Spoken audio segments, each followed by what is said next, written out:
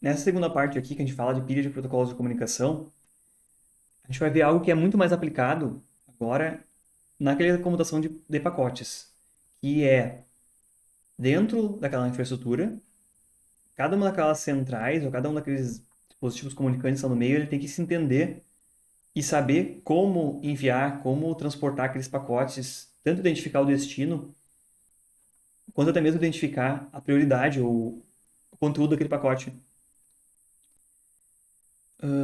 Essa disciplina abordagem é mais ampla, alcançando o que chamamos de pilha de comunicação. É importante que haja padronização. E essa palavra padronização é, vamos dizer, o ponto-chave de conseguir a comunicação entre redes digitais, que é os dois lados, ou nos dois lados e também dos dispositivos intermediários, todos têm que conversar e entender a mesma sequência de protocolos. Todos os computadores que a gente compra hoje em dia, e smartphones, eles suportam redes tipo TCP/IP, que é basicamente conforme essa estrutura aqui embaixo mostra uma, uma organização de dados para serem transportados numa rede digital. A gente vai ver a interpretação disso logo em seguida. E se os dispositivos todos no mesmo caminho entendem as mesmas regras de comunicação, eles entendem então o mesmo protocolo. Essas regras são organizadas de forma hierárquica e os protocolos encapsulam, é a segunda palavra importante, a padronização encapsulam uns dentro dos outros, dependendo da funcionalidade requerida. O que significa essa representação hierárquica que a gente chama de pilha de protocolos de comunicação? Quando se for observar, vamos dizer, um osciloscópio aqui, ó, um sinal que está passando num cabo de rede, seria a forma mais simples de se correlacionar isso aqui.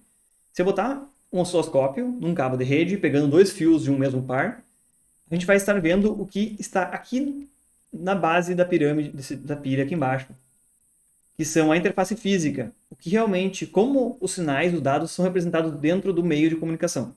Está aqui embaixo.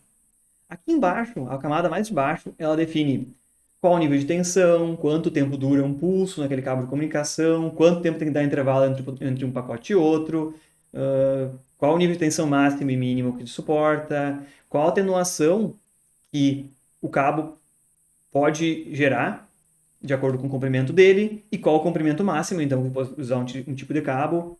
Todas as características aqui. Está aqui embaixo, bem embaixo.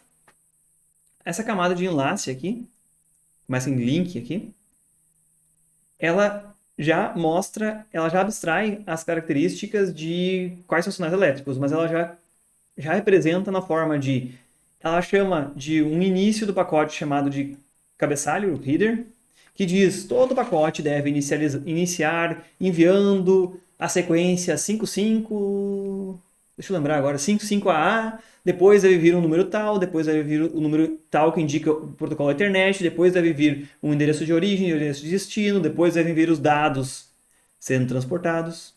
Acabei de falar do cabeçalho.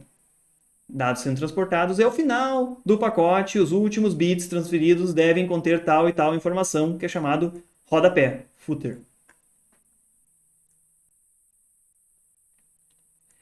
Dentro desses dados transportados, eu vou transportar, nesse nosso exemplo, um pedaço de dados que a gente chama de um datagrama tipo IP. Um pedaço de dados. Então, esse pedaço de dados que pro camada de baixo era dados, que não importa para ele o que seja, para o pro protocolo internet, o IP, ele corresponde a tudo que ele tem. Aí o IP, como tem função de endereçamento, ele começa a cabeçalho com outras informações. Ele tem outro cabeçalho chamado IP aqui dentro, que tem outras informações, tipo de protocolo, questões de priorização, configurações, endereço de destino, endereço de origem, fragmentação, muito mais funcionalidades que são relacionadas com o processo de entrega, não localmente, como seria esse frame aqui embaixo, que vai entregar de uma máquina a outra na mesma rede. Mas esse IP, ele vai trafegar a nível global esse cabeçalho, então tem que ter mais informações nesse cabeçalho IP para que consiga ser entregue um pacote que eu jogar na rede aqui, seja entregue no Japão com sucesso. E uma parte depois do cabeçalho corresponde a dados. Dados que são protocolo de cima. No nosso caso aqui, em cima do IP pode ter o protocolo UDP ou TCP. Nesse caso é o UDP. Se fosse TCP, a gente chamaria exatamente a pilha TCP/IP, por causa que tem um IP numa camada de TCP em cima. Nesse nosso caso, usou um protocolo que é mais simples, que chama UDP. Esse protocolo UDP ele também carrega dados e também tem um cabeçalho sobre endereçamento e informações que no nosso computador o UDP ele relaciona como portas. É um endereçamento local do dispositivo, não é tão interessante para nós aqui. Mas o dado que de fato foi carregado e que vai ser entregue para a aplicação e que vai ser exibido no navegador como uma página web, nesse exemplo, seria só data aqui. Quer dizer, em um dispositivo numa ponta, lá no servidor do Moodle, onde eu abri essa página aqui, o servidor que está no endereço correspondente a ead6.proj.fcm.br, todo esse numerozão aqui, ele criou esses dados aqui, data. Para transmitir na rede, ele encapsulou com o protocolo UDP e botou uma informaçãozinha a mais. Para jogar numa rede tipo IP, ele botou um cabeçalho, um pouquinho de dados a mais. E para jogar numa rede Ethernet, na qual o servidor está conectado, ele botou um cabeçalho e um rodapé do lado do transmissor. Então, o transmissor gerou esse dado e verticalmente encapsulou, adicionando todas essas informações. Chegando aqui no meu computador, no receptor, também ele tem que entender o protocolo Ethernet, que tem na camada bem de baixo. Ele tem que passar essas informações para o protocolo internet também em cima. Ele também vai ter que interpretar e entender o que é o protocolo de transporte, nesse caso UDP, e também vai entregar para o meu navegador somente os dados, assim como transportado. Então, todos esses outros protocolos de baixo fazem funções acessórias, e para o usuário ou para a aplicação que está utilizando, ela produz esse dado aqui e recebe esse mesmo dado aqui em cima, correspondente. Não é que proporcionalmente sejam desses tamanhos os dados, né?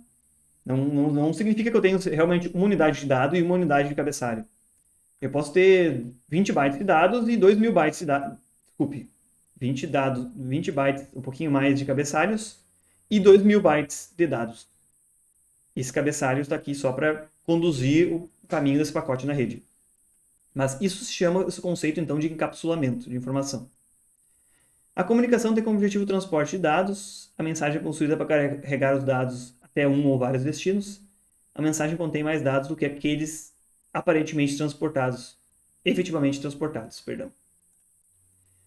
Esse excesso não pertence ao objeto de fato transportado. O objeto de fato transportado é dados aqui. E esse excesso, que está aqui e também está aqui, é chamado de overhead na comunicação. Esse conteúdo extra corresponde a elementos de controle, endereçamento, correção de erro, gerência de protocolo de comunicação, etc.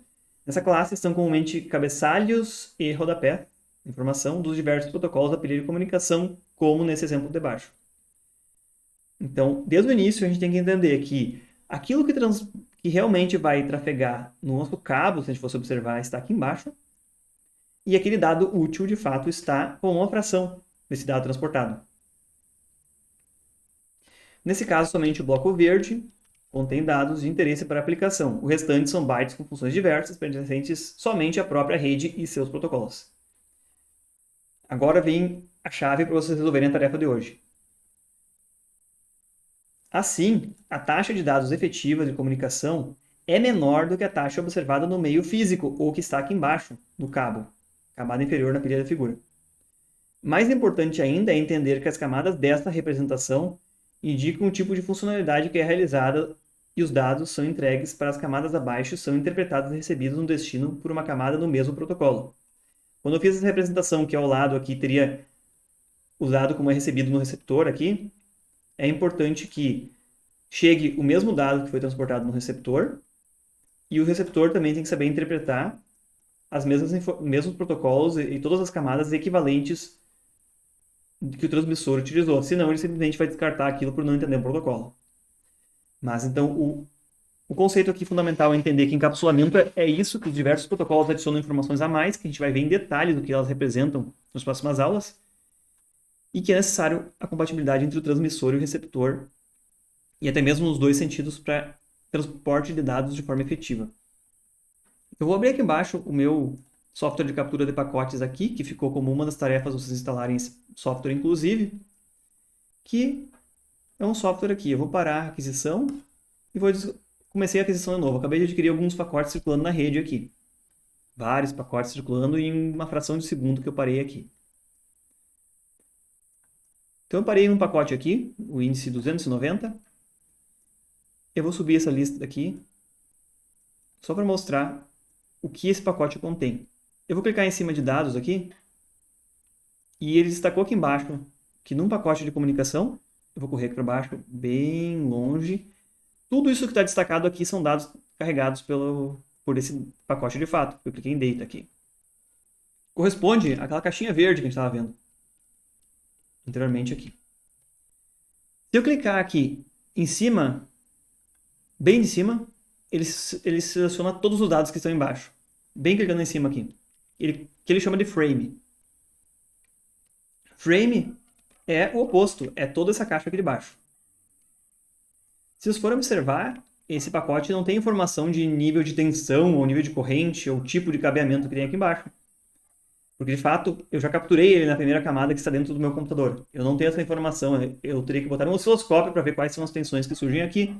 Tudo que está representado aqui nesse software, quando eu cliquei em Frame, são os dados crus como circularam na rede. E se eu for clicando aqui em outras partes parciais, do tipo Ethernet, ele vai destacar só o cabeçalho e o rodapé Ethernet. No caso aqui, o cabeçalho Ethernet está marcado aqui em cima. Se eu clicar em Internet Protocol, ele vai marcar só o cabeçalho do protocolo Internet, que corresponde a isso daqui.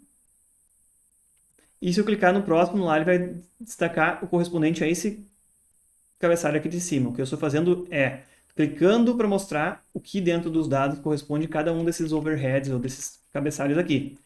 Na camada mais de baixo, Ethernet, da primeira acima, Internet Protocol, e a terceira, UDP, ou User Datagram Protocol. Se a gente clicar em dados, então, a gente observa aqui que todas essas primeiras linhas aqui de cima, que estão em branco agora, elas não correspondem a dados transportados, correspondem a overhead, sobrecarga da rede, utilizada em favor de se conseguir transportar corretamente esses dados.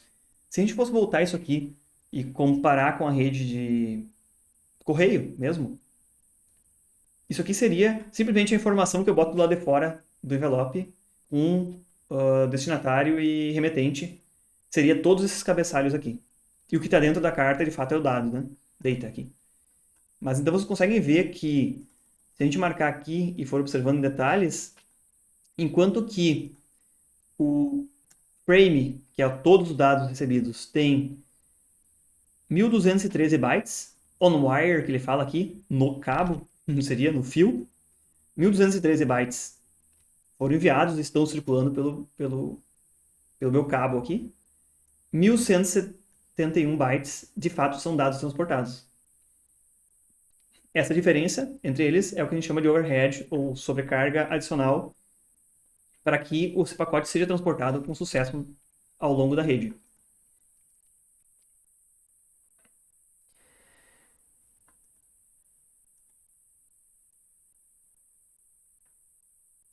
A tarefa número 1 vai ficar para vocês é o cálculo da taxa efetiva de dados. Eu vou pedir para que vocês façam a partir de dados numéricos que eu forneci aqui de um outro pacote qualquer capturado na rede. Então eu peço que vocês prestem atenção agora nesses detalhes aí que vão ser essa tarefa indicada, ok? Tarefa 1.